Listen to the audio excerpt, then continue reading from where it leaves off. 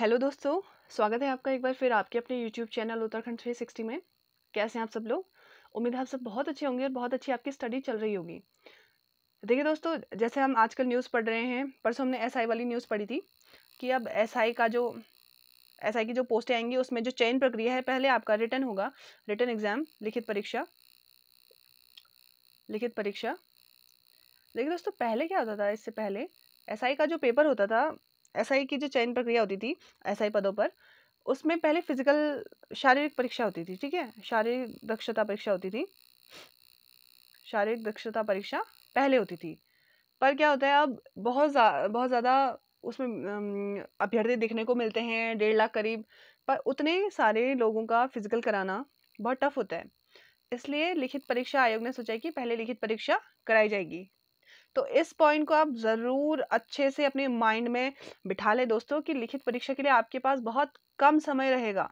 शारीरिक परीक्षा police SI की बहुत नॉर्मल होती है, हो जाता है, थोड़ी सी प्रैक्टिस से फिर हो जाता है। पर जो टफ होता है वो होता है आपका लिखित परीक्षा। ठीक है दोस्तों, तो ध्यान रखिए, अभी से एसआई की लिखित परीक्षा की तैयारी शुरू कीजिए। तब जाके बहुत जल्द जब फॉर्म आएंगे, फॉर्म भरने के कुछ टाइम बाद ही आपका लिखित परीक्षा हो जाएगा। ठीक है, और ये बात ध्यान रखिएगा दोस्तों कि कभी भी जब पेपर एग्जाम टाइम सामने होता है ना, तो उस समय पढ़ाई नहीं होती, उस समय सिर्फ रिवीजन होता है। और अभी आपके सामने काफ़ी अच्छा टाइम है। अगर दोस्तों 5-6 महीने बाद भी अगर आपके एसआई के फॉर्म खुलते हैं ना, तो तब तक आप अपना अच्छे से पढ़ाई कीजिए। आपको पता है कि आप किस में वीक हो, उसको अपना स्ट्रॉन्ग कीजिए। और जो नई नई चीज़ें आपको पढ़नी है, हर चीज़ से आप अपडेट रहिए। बस अभी आपको ये बता दिया गया है न्यूज़पेपर के माध्यम से कि इस बार पहले आपकी लिखित परीक्षा होगी। क्योंकि उतने सारे, यार, 1-1.5 लाख लोग होते हैं। अब उन सबका फिजिकल कराना का कितना टफ है।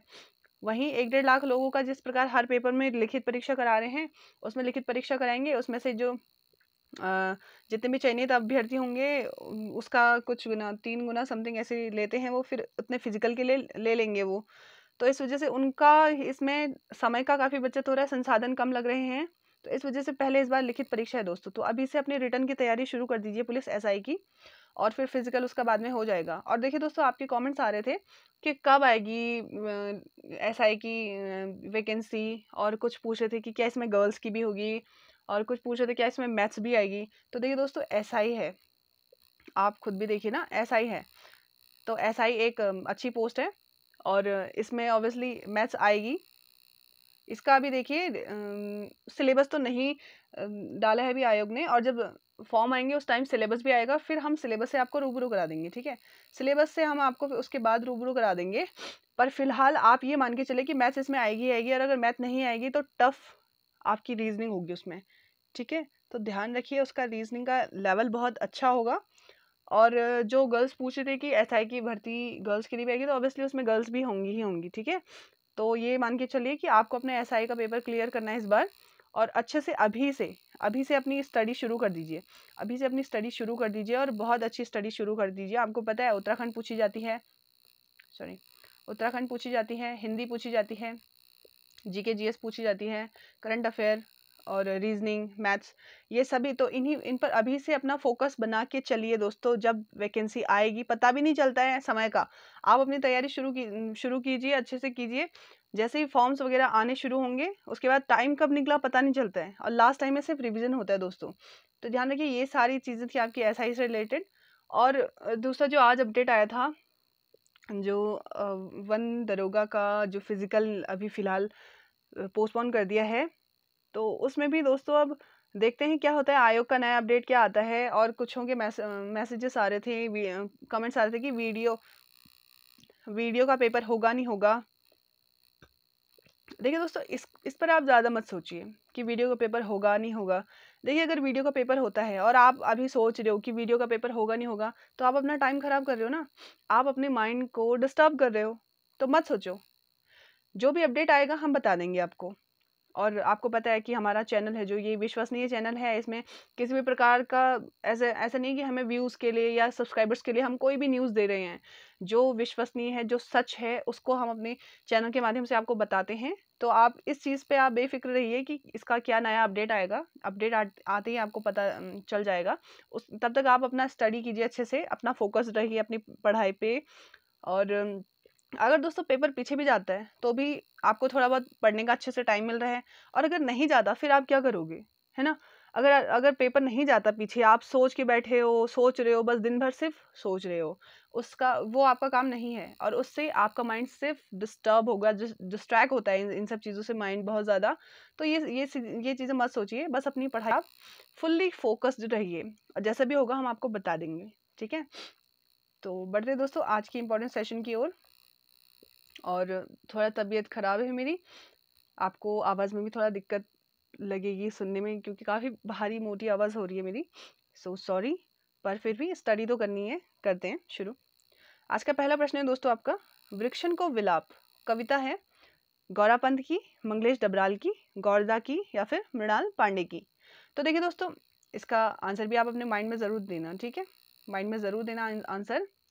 वृक्षण को विलाप कविता है आपकी गौरदा की, ठीक है दोस्तों? काफ़ी इंपॉर्टेंट प्रश्न है, ध्यान रखेंगे। बढ़ते हैं आगे।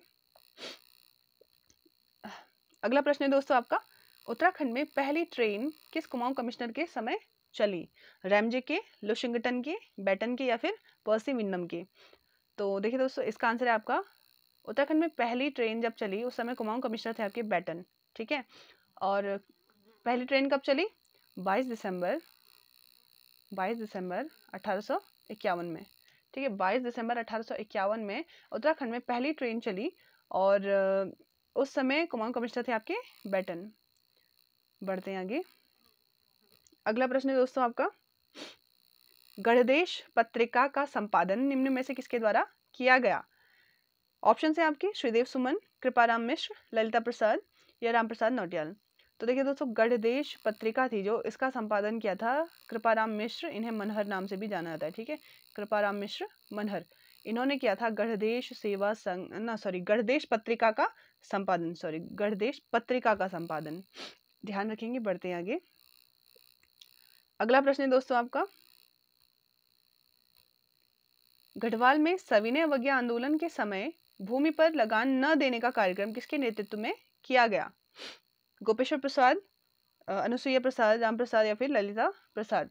तो देखिए दोस्तों, गढ़वाल में लगान न देने का कार्यक्रम किया गया राम प्रसाद नौटियाल के नेतृत्व में, ठीक है? और कब समय क्या था आपका? ये सविनय अवज्ञा आंदोलन के दौरान, ठीक है? ध्यान रखेंगे। बढ़ते हैं आगे। अगला प्रश्न है दोस्तों आपका, स्वामी विचारानंद के द्वारा देहरादून में होम रूल लीग की एक शाखा स्थापित की गई 1916 में, 1918 में, 1920 में या फिर 1922 में? तो देखिए दोस्तों, स्वामी विचारानंद सरस्वती जी ने देहरादून में होम रूल लीग की एक शाखा स्थापित की थी आपकी 1918 में, ठीक है दोस्तों? काफ़ी इंपॉर्टेंट प्रश्न है और कई बार पूछा गया प्रश्न है, तो ध्यान रखेंगे। बढ़ते हैं आगे।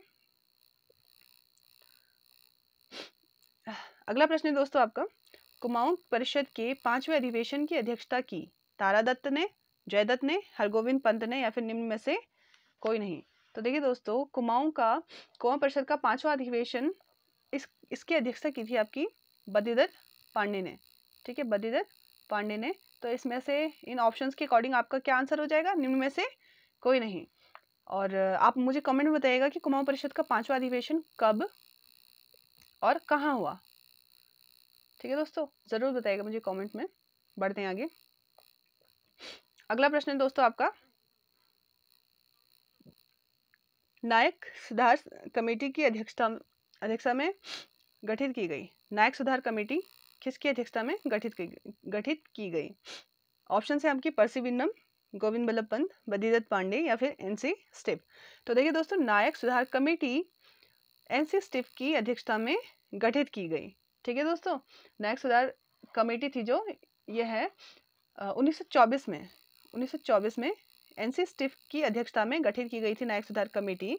और इसके अन्य सदस्य थे दोस्तों आपके गोविंद बल्लभ पंत और मशाल सिंह, मुकुंदी लाल इत्यादि, ये सभी इसके सदस्य थे। और अध्यक्षता किसकी अध्यक्षता में गठित की गई? एनसी स्टिफ की, ध्यान रखेंगे। बढ़ते हैं आगे। अगला प्रश्न दोस्तों आपका, गडौतिया स्टोर डकैती कांड घटित हुआ? 1928 में, 1929 में, 1930 में या फिर 1931 में? तो देखिए दोस्तों, गडोदिया स्टोर डकैती कांड हुआ था आपका 1 जुलाई 1930 को। ठीक है, 1 जुलाई 1930 को गडोदिया स्टोर डकैती कांड हुआ था। और इसमें जो प्रमुख थे वे थे आपके भवानी सिंह, भवानी सिंह। और ये घटना आपकी दिल्ली में हुई थी। बढ़ते आगे। अगला प्रश्न है दोस्तों आपका, दुगड्डा में ये दुगड्डा किन होगा? ये दुगड्डा किन नदियों के संगम पर स्थित है? ठीक है, दुगड्डा किन नदियों के संगम पर स्थित है? ध्यूलगाड़ व लंगूरगाड़, सिलगाड़ व लंगूरगाड़, बालखिली व सिलगाड़, या फिर निम्न में से कोई नहीं? तो देखिए दोस्तों, दुगड्डा है आपका सिलगाड़ और लंगूरगाड़ के संगम पर। ठीक है, सिलगाड़ और लंगूरगाड़ के संगम पर आपका दुगड्डा स्थित है, पौड़ी में है ये स्थान। और ये भी आपका पूछा गया प्रश्न है। सॉरी, बढ़ते आगे। अगला प्रश्न है दोस्तों आपका, केंद्र सरकार ने पंचक्की घराट को लघु उद्योग का दर्जा दिया 2000 में, 2001 में, 2002 में या फिर 2003 में? तो देखिए दोस्तों, केंद्र सरकार ने पंचक्की जो घराट हैं उनको लघु उद्योग का दर्जा दिया था आपका अप्रैल 2001 में। ठीक है, अप्रैल 2001 में। अगला प्रश्न है दोस्तों आपका, THDC का गठन किया गया 1976 में, 1980 में, 1984 में या फिर 1988 में? तो देखिए दोस्तों, टिहरी हाइड्रो डेवलपमेंट कॉरपोरेशन का गठन किया गया आपका 1988 में। ठीक है दोस्तों, ध्यान रखेंगे। अब इसका गठन क्यों किया गया मुझे कमेंट में बताना कि THDC का गठन क्यों किया गया था। बढ़ते हैं आगे। अगला प्रश्न है दोस्तों आपका, इचारी बांध स्थित है टोंस पर, यमुना पर, भागीरथी पर या फिर भिलंगना पर? तो देखिए दोस्तों, इचारी बांध है आपका टोंस पे और ये है आपका देहरादून में। ठीक है, देहरादून में है आपका टोंस नदी पर इचारी बांध, ध्यान रखेंगे। बढ़ते हैं आगे। अगला प्रश्न है दोस्तों आपका, टिहरी डैम राष्ट्र को समर्पित किया गया? टिहरी डैम राष्ट्र को समर्पित किया गया 1998 में, 2000 में, 2004 में या फिर 2006 में? तो देखिए दोस्तों, इसका आंसर है आपका टिहरी डैम को 2006 में राष्ट्र को समर्पित किया गया। ठीक है, मतलब उस टाइम ये बनकर तैयार हो गया था 2006 में। और डेट थी आपकी 30 जुलाई 2006 को टिहरी डैम बनकर तैयार हो गया था पूरी तरह से और राष्ट्र को ये समर्पित हो गया था, यहाँ से काम चलना शुरू हो गया था। ठीक है दोस्तों, अब टिहरी डैम से थोड़ा सा इंपॉर्टेंट प्रश्न देख लेते हैं। जो टिहरी डैम है दोस्तों, इसका डिज़ाइन आपका किसने बनाया था? जेम्स ब्रून ने। ठीक है, जेम्स ब्रून ने इसे डिज़ाइन किया था, ध्यान रखेंगे। और यहाँ से कई बार प्रश्न बनता है, जैसे कि टिहरी डैम को लेकर सोवियत संघ, जिसको आज हम रशिया कहते हैं, सोवियत संघ के साथ समझौता हुआ था। सोवियत संघ के साथ समझौता हुआ था और वो कब हुआ था? यह प्रश्न बहुत बार पूछा गया है। सोवियत संघ के साथ समझौता सोवियत संघ के साथ समझौता हुआ था आपका 1986 में। ठीक है, टिहरी डैम को लेकर। और देखिए दोस्तों, जब टिहरी डैम प्रस्तावित हुआ था तो उस समय यह सिर्फ 600 मेगावाट का था। ठीक है, 600 मेगावाट का ये उस टाइम प्रस्तावित था। पर जब सोवियत संघ के साथ समझौता हुआ ना, तो ये 600 मेगावाट से बढ़कर ये 2400 मेगावाट का कर दिया गया, 2400 मेगावाट का कर दिया गया। ठीक है दोस्तों, तो ये कुछ इंपॉर्टेंट प्रश्न थे यहाँ से जो कि कई बार पूछे गए हैं, ध्यान रखेंगे। बढ़ते हैं आगे। अगला प्रश्न है दोस्तों आपका, कमल और कमल ककड़ी हेतु प्रसिद्ध ताल है? नैनीताल, भीमताल, शरवती ताल या फिर श्यामला ताल? तो देखिए दोस्तों, कमल और कमल ककड़ी के लिए जो प्रसिद्ध ताल है वह है आपका भीमताल। ठीक है, भीमताल काफ़ी फेमस है कमल और कमल ककड़ी के लिए। भीमताल आपका नैनीताल डिस्ट्रिक्ट में है, ध्यान रखेंगे। बढ़ते हैं आगे। अगला प्रश्न है दोस्तों आपका, झूला मेला किस ताल के किनारे लगता है? झूला मेला किस ताल के किनारे लगता है? पार्वती ताल, सहस्त्र ताल, श्यामला ताल या फिर नैनी ताल? तो देखिए दोस्तों, झूला मेला लगता है आपका श्यामला ताल के किनारे। और ये आपका चंपावत में है, चंपावत में है। और इसी ताल के किनारे स्वामी विवेकानंद आश्रम भी है, ठीक है, स्वामी विवेकानंद आश्रम, स्वामी विवेकानंद आश्रम इसी ताल के किनारे है। बढ़ते हैं आगे। अगला प्रश्न है दोस्तों आपका, सहस्त्र ताल के निकट से कौन सी नदी निकलती है? बालगंगा, धर्मगंगा, जाड़गंगा या फिर तीनों? तो देखिए दोस्तों, सहस्त्र ताल के निकट से निकलती है आपकी बालगंगा, ठीक है। और देखिए दोस्तों, सहस्त्र ताल है जो, ये उत्तराखंड का और हम गढ़वाल का भी कह सकते हैं, उत्तराखंड प्लस गढ़वाल का सबसे बड़ा ताल है, सबसे बड़ा ताल है। और ये इसी के निकट से आपकी बालगंगा नदी निकलती है। और सहस्त्र ताल है आपका टिहरी में, टिहरी जनपद में है आपका सहस्त्र ताल। और अगर हम और नज़दीक लोकेशन बोलें तो टिहरी के घुत्तू में है ये। बढ़ते हैं आगे। अगला प्रश्न है दोस्तों आपका, डॉक्टर सुनीत कुमार चटर्जी के अनुसार कुमाऊनी तथा गढ़वाली बोलियों पर सर्वाधिक प्रभाव है हरियाणवी का, राजस्थानी का, बिहारी का या फिर पूर्वी हिंदी का? तो देखिए दोस्तों, डॉक्टर सुनीत कुमार चटर्जी हैं जो, इन्होंने बोला है कि कुमाऊनी और जो गढ़वाली बोलियां हैं इन पर सर्वाधिक प्रभाव है राजस्थानी का, ठीक है। किसके अकॉर्डिंग? सुनीत कुमार चटर्जी के अकॉर्डिंग। और इन्होंने इसको ये चीज़ बोला है कि राजस्थानी में मेरा जो शब्द है ना, मेरा, राजस्थानी में बोलते हैं इसको मेरो, ठीक है, मेरो, म्हारो, इस तरह से बोलते हैं। और गढ़वाली में बोलते से मेरू, और कुमाऊनी में बोलते से मेयर। किस शब्द को कहते हैं? मेरा शब्द को। इसका एक एग्जाम्पल दिया उन्होंने, मतलब इस प्रकार बोला है कि, तो हो गया ना थोड़ा बहुत समानता इनके अकॉर्डिंग। ये मानना है सुनीत कुमार चटर्जी का कि जो हमारा कुमाऊनी और गढ़वाली बोली हैं जो, इन पर सर्वाधिक प्रभाव है आपका राजस्थानी बोली का, ठीक है। बढ़ते हैं आगे। अगला प्रश्न है दोस्तों आपका, कुमाऊं की चित्रकला रचना है आपकी पीताम्बर दत्त बर्थवाल की, यशोधर मटवाल की, अजय रावत की या फिर बद्रीदत्त पांडे की? तो देखिए दोस्तों, कुमाऊं की चित्रकला रचना है आपकी यशोधर मटपाल की, ध्यान रखेंगे। बढ़ते हैं आगे। अगला प्रश्न है दोस्तों आपका, उत्तराखंड सरकार द्वारा लघु एवं मध्यम उद्योग नीति लागू की गई 2011 में, 2012 में, 2014 में या फिर 2015 में? तो देखिए दोस्तों, यह नीति लागू की गई आपकी 2015 में, ठीक है। इसे MSME micro small and medium enterprises, ये इसे कहते हैं, इसके फुल फॉर्म है MSME की। तो माइक्रो मीन्स होता है आपका सूक्ष्म, सॉरी, इसको यहाँ लिख देती हूँ, सूक्ष्म, स्मॉल मीन्स छोटा, सूक्ष्म या फिर लघु, सूक्ष्म लघु, मीडियम मीन्स होता है आपका मध्यम, और एंटरप्राइजेज मीन्स होता है उद्योग, ठीक है। सूक्ष्म लघु एवं मध्यम उद्योग की नीति हमारी उत्तराखंड सरकार ने लागू की थी 2015 में, ठीक है दोस्तों। बढ़ते हैं आगे। अगला प्रश्न है दोस्तों आपका, उत्तराखंड में सड़क निर्माण करने वाला प्रथम कुमाऊं कमिश्नर था? रैमजे, ट्रेल बैटन या फिर निम्न में से कोई नहीं? तो देखिए दोस्तों, उत्तराखंड में सड़क निर्माण करने वाला प्रथम कुमाऊं कमिश्नर था आपका ट्रेल, ठीक है दोस्तों, ध्यान रखेंगे। बढ़ते हैं आगे। तो दोस्तों, ये आपके उत्तराखंड के क्वेश्चन थे 20। अब हम थोड़ा हिंदी भी देखते हैं, हिंदी शुरू करते हैं। हिंदी का पहला प्रश्न है दोस्तों आपका, अनुवाद शब्द मूलतः है, अनुवाद शब्द मूलतः है अरबी भाषा का, फारसी का, संस्कृत का या फिर उर्दू का? तो देखिए दोस्तों, अनुवाद शब्द है आपका संस्कृत का, ध्यान रखेंगे। बढ़ते हैं आगे। अगला प्रश्न है दोस्तों आपका, वैदेही निम्न में से किस शब्द का पर्यायवाची नहीं है? ठीक है, वैदेही जो शब्द है यह निम्न में से किसका पर्यायवाची नहीं है? तो यह ऑप्शन देखेंगे, सीता का, मीरा का, लक्ष्मी का या फिर पार्वती का?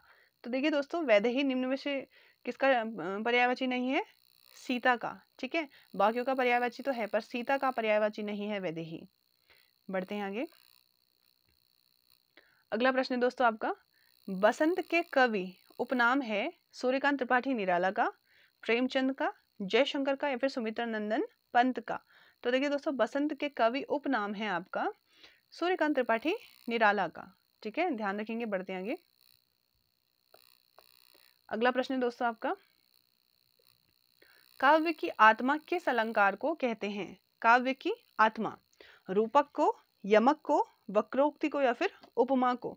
तो देखिए दोस्तों, वक्रोक्ति अलंकार को काव्य की आत्मा कहा जाता है। ठीक है, वक्रोक्ति अलंकार मतलब जो वक्ता है वो कहता कुछ और है, पर जो श्रोता है वो उसका मतलब उसको समझता कुछ और है। ठीक है, इसका एग्जाम्पल परसों देखा था हमने, जिसमें वो लाइन कुछ इस प्रकार थी, को तुम हो इत आए कहाँ, घनश्याम है तो कितहु बरसो। मतलब जब राधा दरवाजा खोलती है, द्वार खोलती है इस प्रकार, और वह हाँ, वह पूछती है कि तुम कौन हो, तो जो घनश्याम होते हैं, मतलब जो श्री कृष्ण होते हैं, वो कहते हैं मैं घनश्याम हूँ। घनश्याम बादल का भी पर्यायवाची है। तो इतने में जो राधा जी होती है वो कहती है, अगर तुम घनश्याम हो तो कहीं और जाकर बरसो, यहाँ क्यों आए हो? तो ये चीज है आपका वक्रोक्ति अलंकार। ठीक है, जिसमें वक्ता कुछ और कहता है और सुनने वाला उसका कुछ और अर्थ निकाल लेते हैं। बढ़ते हैं आगे। अगला प्रश्न है दोस्तों आपका, सीता गीता रीता पढ़ व लिख रही है, वाक्य में कौन सा वाक्य है? ये वाक्य कौन सा है? मिश्र है, संयुक्त है, सरल वाक्य है या फिर विधानवाचक वाक्य है? तो देखिए दोस्तों, सीता गीता रीता पढ़ व लिख रही है, यह वाक्य है आपका एक सरल वाक्य। ठीक है दोस्तों, देखिए दोस्तों, सरल वाक्य वह वाक्य होता है जिसमें क्या होता है, जो हम एक विधेय होता है उसमें और एक ही विधान होता है। अब देखिए, आप कहेंगे कि सीता गीता रीता ये आपके तीन वो सब्जेक्ट्स हो गए हैं और उनके दो क्या हो गए, आपके वर्ब हो गए हैं, ऐसे आप इसको बोलेंगे। पर देखिए दोस्तों, ये इसका ये नहीं है। जो सीता गीता रीता ये एक साथ क्या कर रही है, पढ़ और लिख भी रही हैं, तो इसमें आपका सरल वाक्य है। ये था दोस्तों आपका आज का वीडियो। आपको कैसा लगा वीडियो कमेंट में ज़रूर बताइएगा। और इस प्रकार के न्यूज़ों के चलते हुए आप अपनी स्टडी को बिल्कुल भी मत रोकिएगा, अपनी स्टडी कंटिन्यू करते रहिएगा और हमारे चैनल से जुड़े रहिएगा। आपको सारी सच्ची और करंट अपडेट्स मिलती रहेंगी यहाँ से। और बाकी आप अपनी स्टडी करते रहिए। धन्यवाद।